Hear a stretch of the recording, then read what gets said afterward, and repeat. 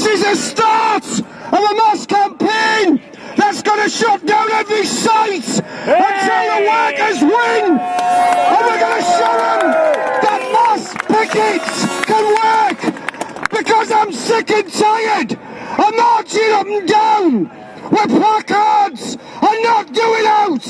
It's time we shut these sites with mass pickets. The 1970s, they're coming back to these Tory bastards, to these bosses. On November the 30th, there's going to be 3.5 million workers out on the streets. That's going to be a signal to every worker.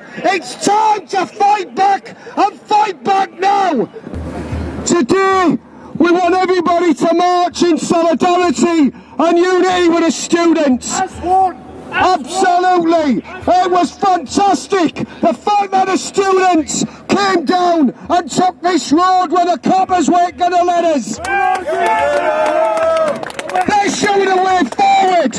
Let's make sure we stand with them today. One out! All out! One out! One out! One out! One out! One out! One out!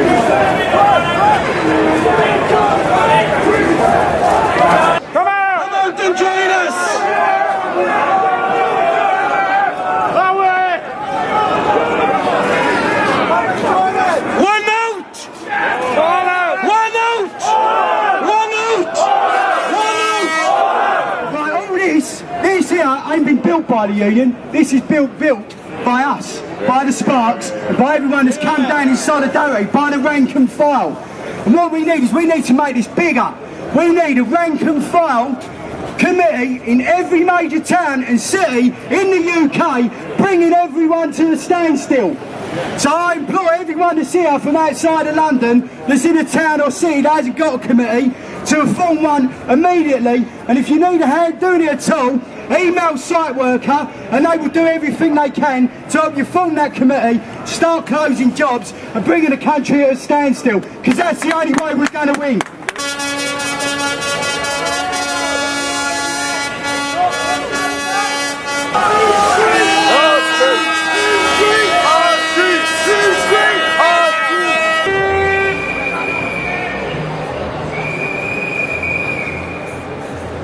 £50 million profit, up 21% on the year before.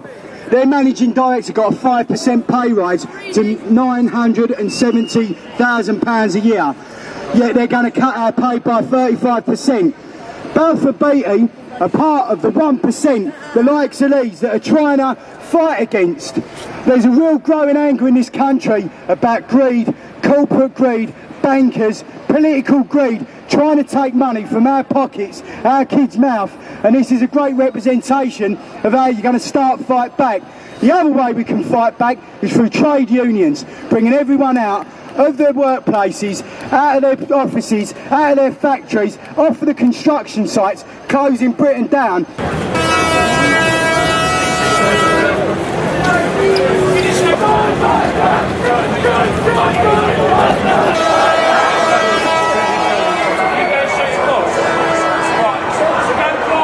Unite General Secretary Len McCluskey.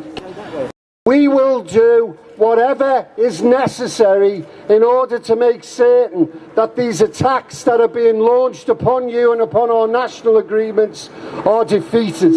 I want to also take the opportunity to thank all of you, for being here, to thank you for being involved in the various actions. And let me say a quick word about the rank and file committee that's been set up.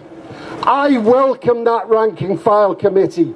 I welcome stewards and individual workers getting involved and taking direct action to make clear to these employers that we will use every means at our disposal in order to force them back. You've heard from the previous speakers, and you know full well what is at stake here. Not only attacks on your terms and conditions, not only trying to de-skill you, but effectively trying to take away from you your future. Because what these employers want, they want to reintroduce casualisation into our industry as far and wide as they possibly can. They ought to be ashamed of themselves. They believe that because the recession has hit, that people are fearful of their jobs. They believe that this is the right time to attack us because they think we are weak. Well, we're going to prove to them that they've made a huge mistake in that particular analysis, because working people will join together to make certain that we protect our national agreements and we protect your future. I can tell you here today that today we've given notice to Balfour Beatty, one of the ringleaders of this dispute, that we will be balloting for official industrial action from next Wednesday. And sisters and brothers, that will send a clear message to them that we intend to take them on full frontal, and not just here in the United Kingdom. We intend to make certain that wherever they are, in Australia, in the United States, in South America and across Europe, we've already been in touch with our brothers and sisters from our sister unions around the globe, and they'll be making certain that they bring to the attention of Balfour Beatty in their own countries that if this dispute is not brought to a satisfactory conclusion, then they'll have to face their particular wrath in those countries. Balfour Beatty will understand also, because we're in debate and discussion with a number of clients, and those clients are making it clear to us that they've got no intention of employing or dealing with contractors who don't have legitimate relationships with Unite and the other construction unions. That is a major breakthrough, and Balfour Beatty will have to take stock of what that all means. And you know what angers me more than anything? These employers, it's not as though they're on their knees. It's not as though they're desperate to try and keep their heads above water. Balfour Beatty alone made over £50 million profit last year. So these are companies that are viable and profitable, and what they're attempting to do is to improve that profit on the backs of ordinary decent working people who are the ones that make the profit in the first place, and they're not going to get away with it. And I want you all to take heart, because the actions that you've already been involved in have already meant that one of the 8 have backed off and said, oh no, I thought this was going to be easy, but it isn't, so I'm backing away from it. We've got 2 other employers shaking at the knees now and saying, well, you know, maybe we got it wrong, we didn't really mean what we're saying, and we'll make certain that they back off, and one by one the others will understand that we intend to make certain that our agreements are protected. I want you to take heart in that. Sisters and brothers, the important thing for us is to remain solid, remain united. Don't let anything divide us. We are working for the same goal, both the rank and file committee and the official unions. We're working for the same objective. Don't allow people to divide us. Don't allow the company quislings to start trying to make you believe that nothing can change and we're not strong enough, because we are. That solidarity will bring victory. I'm confident of that, and I pledge to you that we will fight, fight and fight until justice, dignity and respect is restored for you. Good luck, comrades. Cheers. We want you on our side. That's what you're paid for. That's what we expect you to do. But we have to tell them as well, if you're not prepared to do it, we will act independently of you. That's what's happened today. This demonstration has been organised completely unofficially by the rank and file. It's been organised by workers up and down the country. We're not against the union, we're for the union, we are the union. But we can't allow the union simply to tie about with employers who are intent on destroying our terms and conditions. We have to tell them this is a fight to the finish, a fight to the death. We have to stand and be counted now. We want to see officials on every site going on with leaflets, with membership forms, telling the workers there what this strike's about, what the struggle's about, when we want them to join us. And we should also say that when the Balfour BE ballot is on, when workers on those sites are being balloted, we need to get down there and argue with them that they have to vote yes.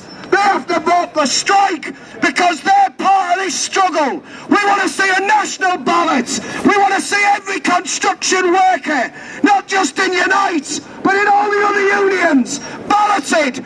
Because if the bosses can act together, then we need to act together as well.